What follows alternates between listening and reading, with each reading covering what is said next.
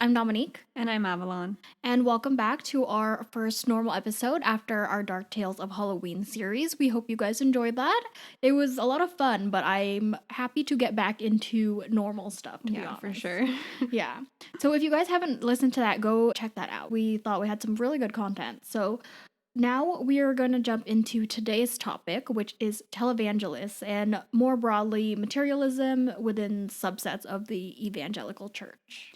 Right. This is a topic I'm really interested in because religion and kind of the good and bad ways that it's used in our society is something that just fascinates me. And it's kind of like MLMs and cult leaders because televangelists they're just a group of people that are like really manipulative, they're really harmful, but they're so popular. And that's really what fascinates me is that they have so many followers. And not followers like a cult leader, but just people who give them their money and their support.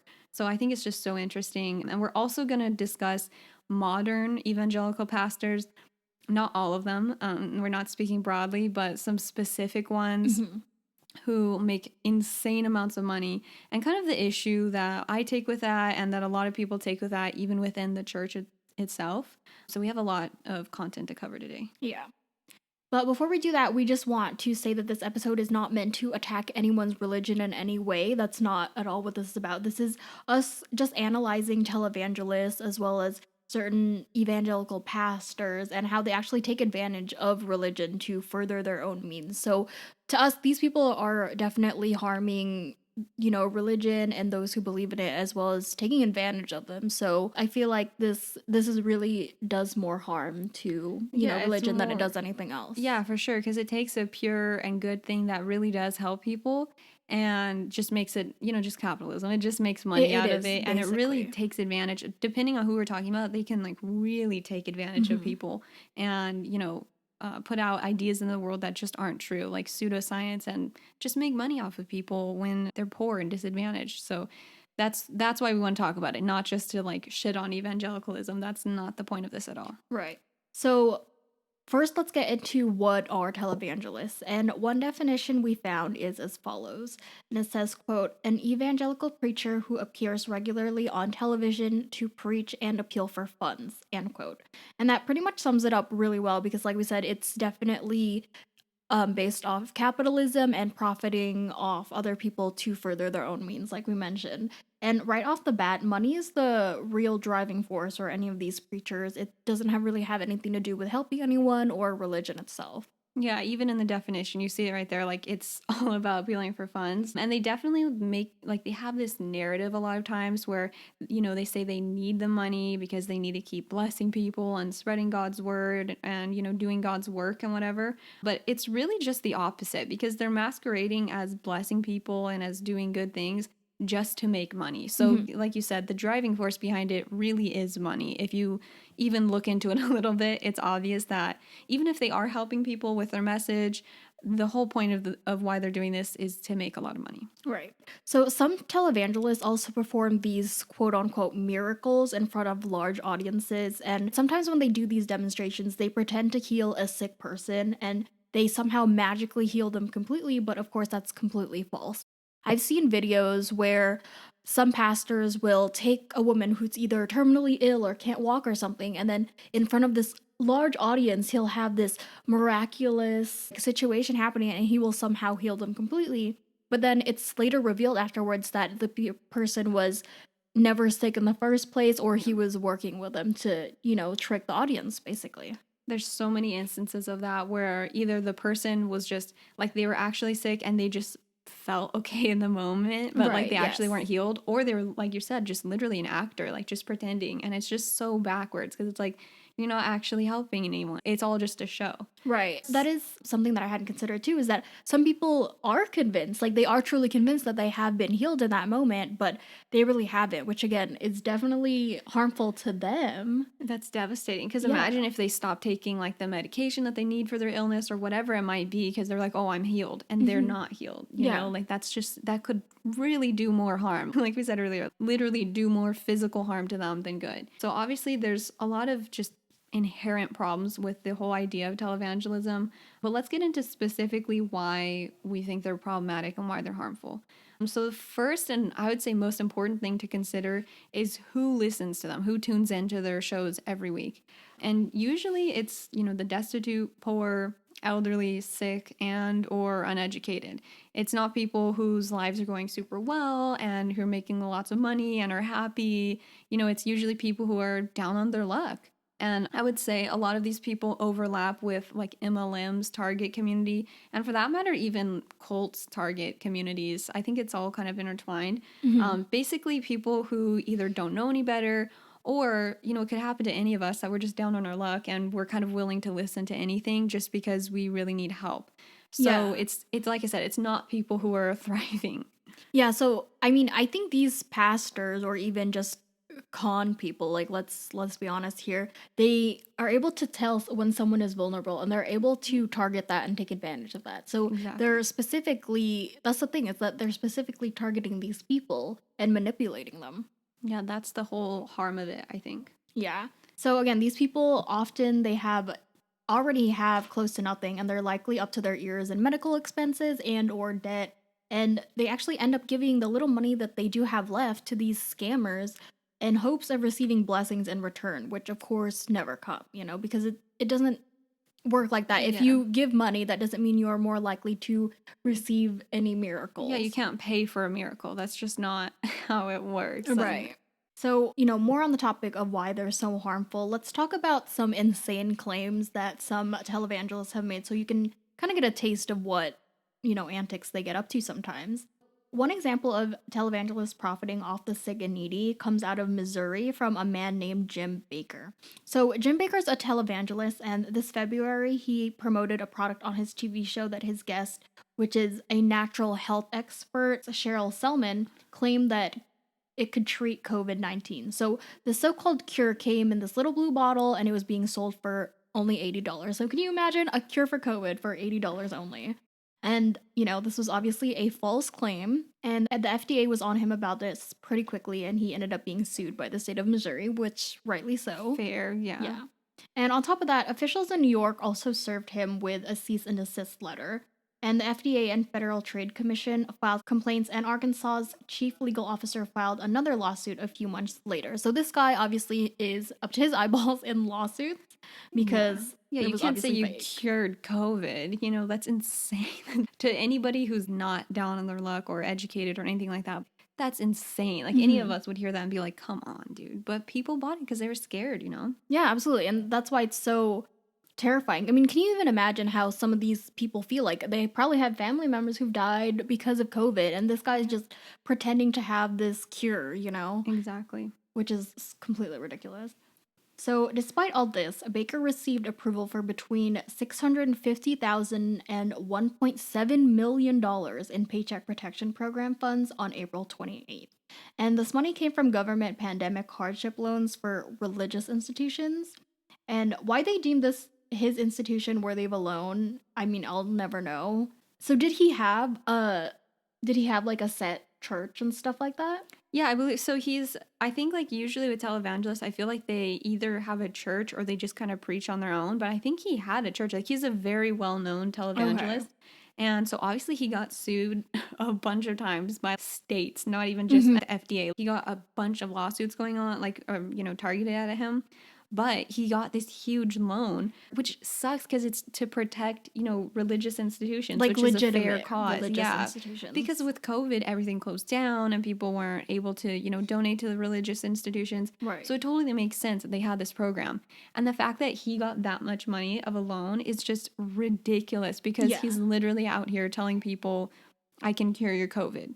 And yet the funds that are for COVID went to him. It's just so stupid and just shows how oftentimes I think the government and politicians and televangelists and people like that just end up kind of like intertwined. Like he had to pull some strings to get this. Like any Right. fair program would not have given him this money because he was Especially harming people. Yeah, especially since he had lawsuits out on him. So many. I would think that would disqualify him immediately from receiving that loan. Yeah, and like I said, not little lawsuits like the FDA. It's just really disappointing, honestly. Right, but the next one we're going to talk about is a very stupid claim made by a televangelist. Basically, he needed a private jet to properly do the work of God. No, this is not a joke, and yes, I wish it was. He literally said that he had to have a private jet in order to do his work. So let's get into that. So this is a quote from Michael Bryce Sadler with the Washington Post. So, quote, criticized at the time for his use of extravagant planes, Copeland argued that travel for his work would be difficult, nay, impossible, without them. The Texas-based preacher, side note, I feel like they're always from the South. It's always Texas or somewhere around there.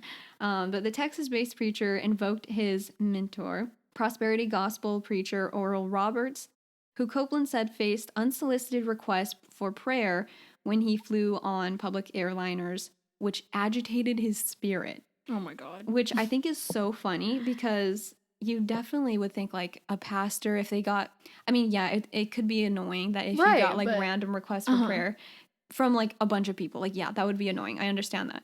But like it's agitating your spirit to do your job, to right, pray, like you're pray a pastor, for you're supposed to say, oh yes, of course, like I'll help you with your problems. You know, that is the essence of who a pastor is supposed to be. So yeah, the fact that he's kind of being like, oh, these people, you know what, they're just a bother to me. I can't do my job with them, despite the fact that they're literally asking you to do your job. To do his job. And it's like I mean, honestly, this just shows that like they're not paying him, so he's like, I don't want to be bothered by you. Yeah, no. But the people in my church, oh sure, I'll pray for them, or I'll say I'll pray for them because they're giving me money and they're paying for my private jets.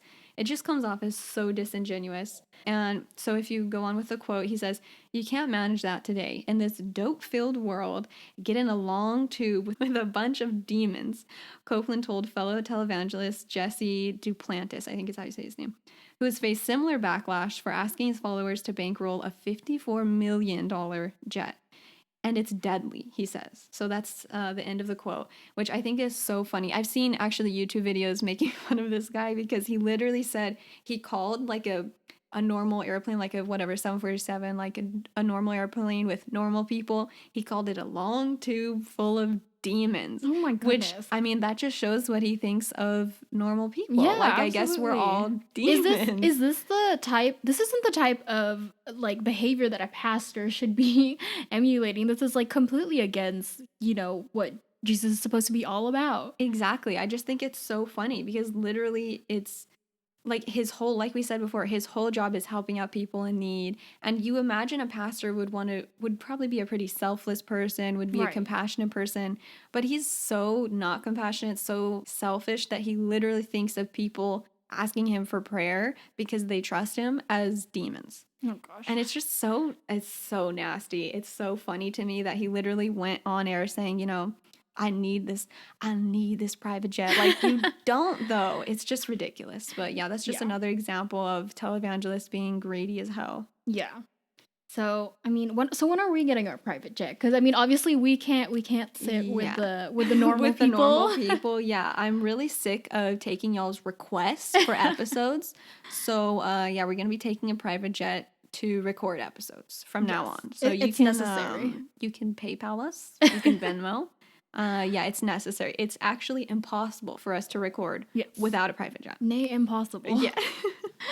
So that's funny because we had actually watched this video in one of my college history classes, and it was a documentary about this famous female televangelist, which I thought was very interesting because, again, this is a very male-dominated field. So yeah, no, it was I was surprised when you said that. I was like, I didn't know that there was any other than like pastors' wives. You know, like I had never really heard of any. Yeah, so this woman was kind of a, I guess, quote unquote, pioneer in her field because of the fact that she was a female. Unfortunately. Yes. Yeah.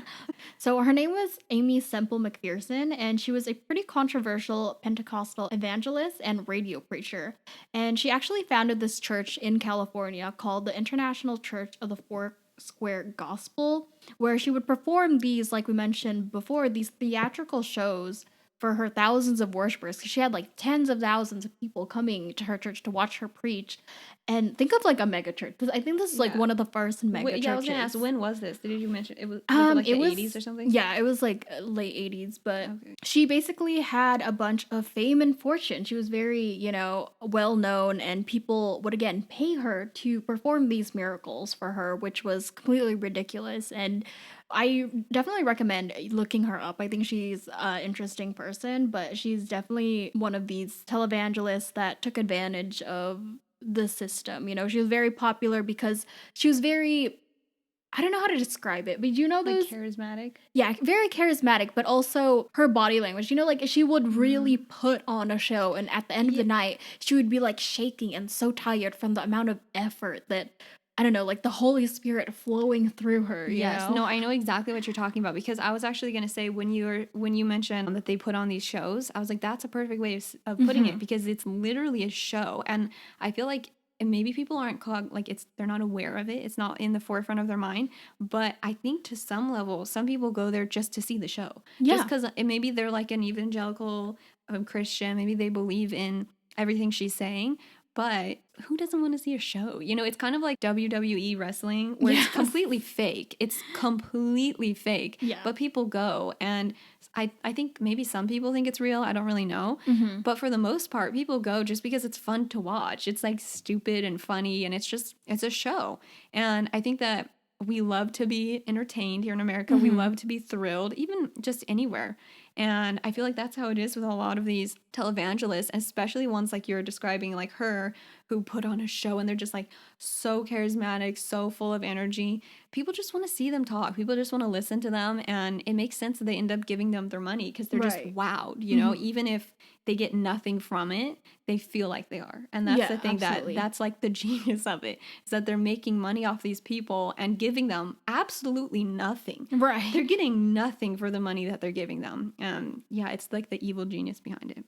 Yeah, and to be honest, they kind of remind me of psychics, because psychics also Mm. use these same methods. They will put on this big show, and they'll usually do research on people in the crowd. Yeah. So they'll say like, "Oh, have you lost someone close to you lately, or have you been feeling ill?" And the people are like, "Oh my god, like how could he know that? He like God must be talking to him, because I didn't tell him that." But the thing is, like, he has assistants and people in the background who will do research for him and look into these people, and that's how they play you.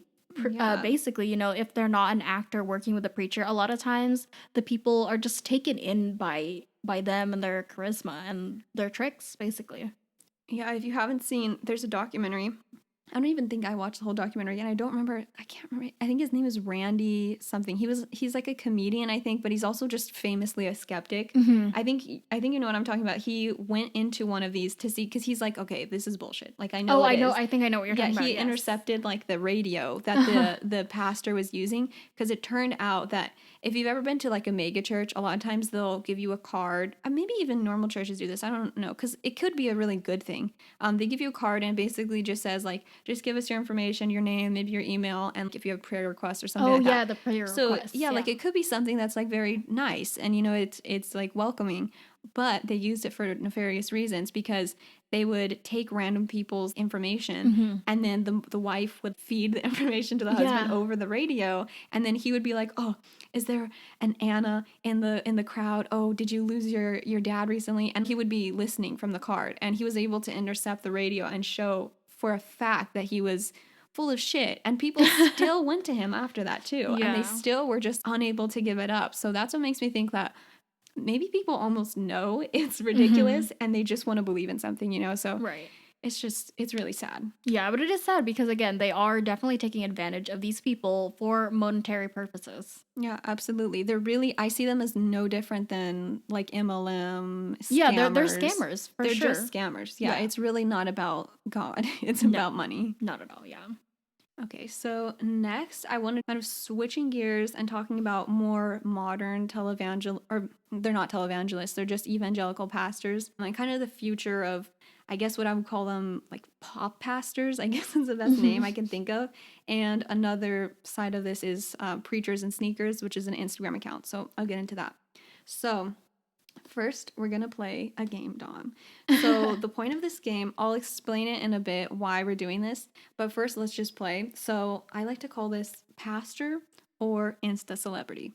I don't like that word. It's not a word, but I thought that was the best way to describe what I'm talking about here. So the point of this is I'm going to show you a picture and you have to decide whether this is a pastor or like an influencer, YouTuber. Like that's why I use that name, Insta celebrity. Just somebody who's like famous online, basically. Right, yeah. Like the influencer look. We all know what. Yeah, we know the tool. Okay, like you know what I'm talking about. Okay, so let's get into it. Let's start off with an easy one. Just describe what you see and what's your guess. Okay, yeah, I see this guy. He's holding a microphone. There's a cross in the background. He's got this little sash with 2 crosses on it, so I'm gonna say pastor. Okay, fair. All right, next one. He looks like a podcaster, to be honest. It looks like a podcaster, right? Yeah. I'm gonna say influencer on that one. All right, next one. Okay, so there's this guy just sitting there. He's wearing this like very fancy all white outfit. There's like fur, I don't know, like fur around his neck. He's wearing sunglasses. My instincts tell me, I mean, he looks like a celebrity. That's obviously like the point of this. He looks like a celebrity. He looks like he's like on a talk show or something, but I'm gonna say pastor. Okay, fair. I'm getting that vibe. Okay, perfect. So this guy, he's in that pose. He, again, looks like an influencer. It looks like an Instagram picture. It's very posed, obviously. Right. He's crouching down. He's holding up this book. So I'm gonna say pastor. All right.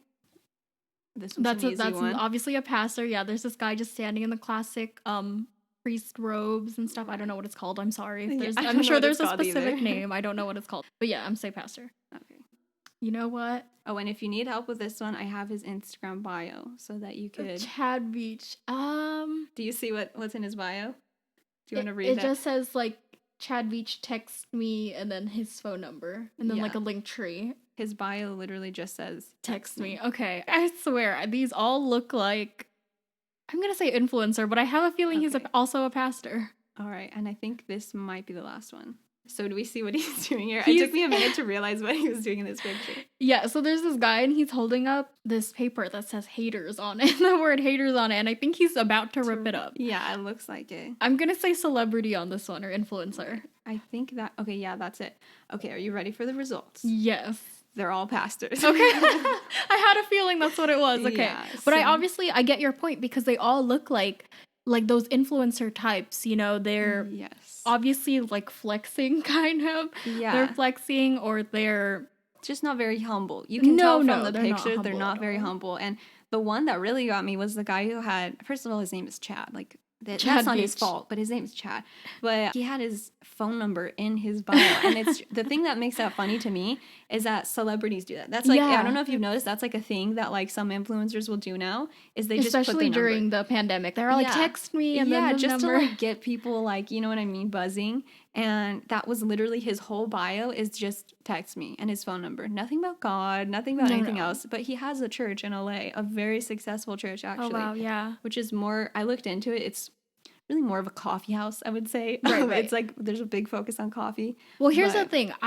If you hadn't even told me like what's my option, like is this a influencer, like whatever, is he a pastor? I would have been like, no, they're definitely influencers. I think it's the fact that I knew that some of these had to be pastors because most of them aren't even dressed like pastors, you know, which is fine. You don't have to do that. We're not saying like, oh, you have to be dressed a specific way, you have to act a specific way, but these people are obviously wearing clothes that are very expensive. Yeah. They're not humble in any way. They're obviously... It's a certain look. It says, I know what's, like, fashionable, and I'm going to spend a lot of money looking fashionable, and I care about that. And it's obviously very carefully cultivated. Like I said, the pose is very intentional. Yeah. The content is very intentional, too. And like I said, if you hadn't told me, I would never be like, oh, yeah, no, this dude's a pastor. No, when I first came across Chad Beach specifically, I was like, there's no way. Because I was reading an article about these guys, and I was like, no, this is not a pastor. But then I looked through and I realized, he has a church and he preaches and everything. And so the point of he looks like a random dude in LA. He literally looks like a random dude in LA. He looks like I think from that one picture, I think he does have a podcast. Yeah. But he just looks like a podcaster and like an influencer. That's all he does. which it's like the whole point of this is not to make fun of their appearance, like you said. Obviously, I don't know anything about fashion. Like, I'm not making fun of their sense of fashion. Right, they can wear whatever they want, but Yeah. I think it's the fact that obviously is reflecting their beliefs and, you know, their the Yes. morals, which again, the whole thing about being a pastor and usually like Jesus's message is being humble. Your intent is to help people, and it's obvious to me that they just want to help themselves or Yeah, they're it's very doing this for themselves. There's just a lack of humility that's obvious in these, just from looking at the pictures, let alone looking at, you know, who they are as people and how much money they make. We're not Yeah. even mentioning how much money they make. And I'm really like, with this little presentation and with this whole part of the episode, I really want to amplify a point that's made by one of my favorite Instagram accounts. As I mentioned earlier, it's called Preachers in Sneakers. So it's like preachers, the letter N, sneakers. And the whole point of this account, it's actually run by a member of an evangelical church, but it's somebody from the church. They're not even like an outsider, they're a part of it. And they're critical of these pastors because basically the point is they'll post a picture of a pastor and show how much their shoes are. Or it's not always shoes, sometimes it's like how much their belt is, how much their jacket is. And you look at these and it'll be like $5,000 shoes, $1,000 jacket, like from Gucci and from wherever, just like super, super expensive. Like name brand products. Yes, like just designer clothes. And the point of the whole point of the account itself, and the point I'm making is that, you know, is this becoming of a pastor? Like, where's the humility? You know what I mean? Absolutely. Because it's not that like pastors need to dress like in rags, you know? Like, I remember when I was a Christian and I would go to church, I remember going to my pastor's house. We had a Bible study there, like a youth group kind of thing. And their house wasn't like tiny. They didn't live in poverty, but they didn't have a mansion either. They just had a normal house. They lived humbly. And I feel like that's how, you know, people who are becoming like they're like publicly in a leadership position of a faith, that's what I would expect for them. And I feel like that's like appropriate because the whole issue, what it really comes down to is they're being paid by the people who go to their church or the people who go to their congregation or whatever faith it might be. That's where they're getting their money. So it's like you're spending that money to have this huge house and to wear Gucci shoes and to wear all these things. Is that really how you're spending your money? And I don't know. Or not even your money. It's the congregation's money. Because, I mean, if it was their money, whatever, fine. Yeah, We're who not cares? saying that pastors can't have nice things. Absolutely not. You know, they're people, they deserve to have nice things too. However, it's the fact that they are asking the money from the people who trust in them and who believe in them. And they're saying, I'm going to use this to further God's message. But in reality, they are using it to only further themselves. This is not helping anyone else in the congregation but themselves. No, exactly. And even that's a good point too. Like, even if it is from their own money, like let's say they, you know, they use the money from the church just for the church, and then they have like side hustles with, you know, the podcast. Like, these people obviously like plant their roots. So, you know what I'm saying? Like, they do other things. So maybe part of their income is from completely like outside of the church. Even still, they're sending a message to the followers of the church that this is what you should do with your money, that, you know, this is what you should care about, is just these worldly things, which is really not the message of Christianity or really any faith. I don't know of any religion that puts an emphasis on fashion Or like material goods in spending all your general. money on on clothes. And just to prove a point, I have a few Bible verses here that are just kind of describing, like, you know, basically the Bible's stance on worldly things. So I'll just read a few of these. So one of them is Colossians 3:2. It says, "Set your minds on things that are above, not on things that are on earth." There's another one, Ephesians 5:11. "Take no part in the unfruitful works of darkness, but instead expose them." And there's tons. There's like, you can literally see how many. So I'm not going to go through all of these. But I wanted to bring that up because, not to use the words against them, but because I believe those things. And I think that's like a really good point, that we shouldn't get caught up with worldly, you know, possessions, because they don't, it's nice to have nice things, but they don't last, you know, they don't really matter. Right. But what these pastors, like the image they're giving off and the message they're sending, even by, not by saying anything at all, just by wearing these things, especially wearing them while they preach, like literally while they're preaching, is that we should care about worldly things and we should spend our money on these things. And, you know, in like, if you're spending your money on that, you're not spending your money on, you know, giving to charity, doing things that matter. And so I just think it's just hypocritical. And I really think it comes off as not becoming of a pastor or somebody who's, choosing to be this influential person in a lot of people's lives. It sounds so judgmental, but like it's not becoming of them. Like I don't know how It else isn't, to say yeah. it. Oh, yeah, and I even remember I had seen this one video of this pastor, and his whole message was to his congregation was that God wants us to be rich, which Yeah. is kind of just, I don't know about you, but it's been a while since I've read the Bible or anything, but I kind of remember it as being like, give what you have to help your neighbors, help your neighbors and share your wealth, stuff like that. I don't remember any line in the Bible being like, you should take this money, you should buy nice stuff. God wants you to be rich. I don't remember You that need a private message jet. at all. Yeah. I don't remember God saying he wants you to have a private jet. Exactly. So the thing is, if you truly cared about God's message, why don't you use this stuff, this money, and actually use it to help people? There are a bunch of charities that they could donate to. A lot of even other religious organizations that will help the entire congregation again. But this, they would rather use it to benefit themselves. Yeah, exactly. And I think there's a whole I think it's a branch of evangelicalism, or like, I don't know if it's really a branch, but there's like a name for it. I think it's called, yeah, it's prosperity gospel, is like the idea. The whole point of that branch or that kind of school of thought is God wants you to be rich and like everything is about money, basically. Mm-hmm. And somehow they're able to read the Bible and get that message from it, which, of course, any like book of faith, you can kind of manipulate the words to mean what you want it to. But like you're saying, like, how did you read the Bible? And how did you get Jesus's that story? message? Yeah. And like Jesus was a poor man. He didn't have a mansion. He didn't really even, I don't think he had a house, actually. No, yeah. He was just like a drifter. You know what I mean? Like he just went from place to place with his followers or his disciples. Like, how did you read the story of Jesus? And you were obviously inspired by it if you're a pastor. And yet you want to say that you should be rich. Like everything is about money and like you put so much emphasis on money. I just will never get it. Honestly, I think it's so hypocritical. And the question kind of becomes, are these like pop pastors, influencer pastors, and televangelists, are they even religious? And it's like, we can't answer that question. I can't answer that question. With some of them, it seems like obviously no. Like some televangelists, it seems very obvious. But with the pop pastors, like, I don't know what they believe. I don't know how they reconcile these ideas in their mind. If they even think about it, is this okay what I'm doing? I don't know. But I think that definitely raises a question in my mind is, are they even religious? Do they even believe any of the shit that they're saying? You know what I mean? Probably not, to be honest with you. I mean, again, because if they really did believe it, it's so just completely opposite of what the message of God is supposed to be. So to me, it just seems so completely insincere that I can't imagine that they truly legitimately believe it. Unless they're just like completely have just twisted it so much that in their mind it does. But exactly, it takes some mental gymnastics, but maybe they somehow do believe. I think that to sleep at night and to be okay with what you're doing as a human being, you have to think that you're doing the right thing. So they probably convince themselves that they are. Right. And maybe some of them will realize one day this is wrong what I'm doing and they'll change.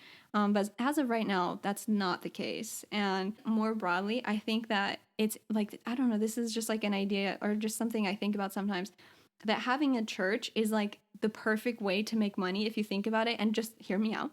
What I mean is that it's, first of all, it's tax exempt. You don't have to pay taxes. Which is a big one right there. That's a huge one. Secondly, you will accrue over time a group of followers that will defend you to tooth and nail, like no matter what, through thick and thin. And then also, they'll give you their money. And then also on top of that, anything you do that's like wrong, you can just say it was in the name of God. Or you can just point to some random verse and manipulate it. So I feel like that's kind of what some of these pop pastors are doing, is really just taking this idea of a church that's like the perfect money-making thing, at least here in America, and they're taking advantage of that. And then in turn, taking advantage of people and really just sending the wrong message, I would say. Yeah, I think they definitely hurt the image of religion for people who actually believe it, because all you see is, unfortunately, it's not uncommon for people to take advantage of religion and their religious systems, because all throughout history, I think we've seen that for sure. But I think these people do turn other people off, like other people who actually do believe, off from this, because they see that and they also feel that it's insincere or they don't really connect with that. Yeah. So I think it, again, does more harm to religion than anything else because I think their actions could potentially give it a bad rep. Yeah, absolutely. And I just thought of this when you were talking about donating to charity. There's actually, I'm going to leave a link in the description, yes. website, wherever.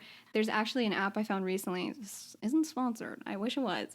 It's called Share the Meal. And I'll leave it down there because this is something you can do if you feel like we're calling you out maybe a little bit with this episode, which is not the point. But if you want to give to charities, it's literally like it's 80 cents a day if you want to send one meal. And then there's like you could send a meal for a week or a month or whatever. And they have different people or like groups you can send them to. So like people in Iraq or there's like different areas. Right. And that's something you can do on a daily basis. And you'll already be doing more than these pastors are doing for society. So I'll leave that in the description on a positive note, something that you can do for other people because obviously these pastors aren't concerned with doing that. So we kind of have to take it into our own hands. Right. But yeah, I wish they would do things like that more. Yeah, absolutely. But anyway, that is the end of this episode. Thank you guys so much for listening. And to make sure you don't miss any announcements, make sure to follow us on our Instagram, which is at Dark Matter Pod, or our Twitter, which is at darkmatter_pod. As always, we have our full list of sources on our website, darkmatterpod.com. Right, and if you're listening on Spotify, be sure to follow us, or if you're listening on Apple Podcasts, it would be a huge help if you left us a review. Also, be sure to subscribe and like our videos on YouTube if you enjoyed watching. And if you like our podcast, we'd really appreciate if you spread the word to your friends and family because that helps us a lot with growing. All right, thank you guys so much, and we'll see you next week.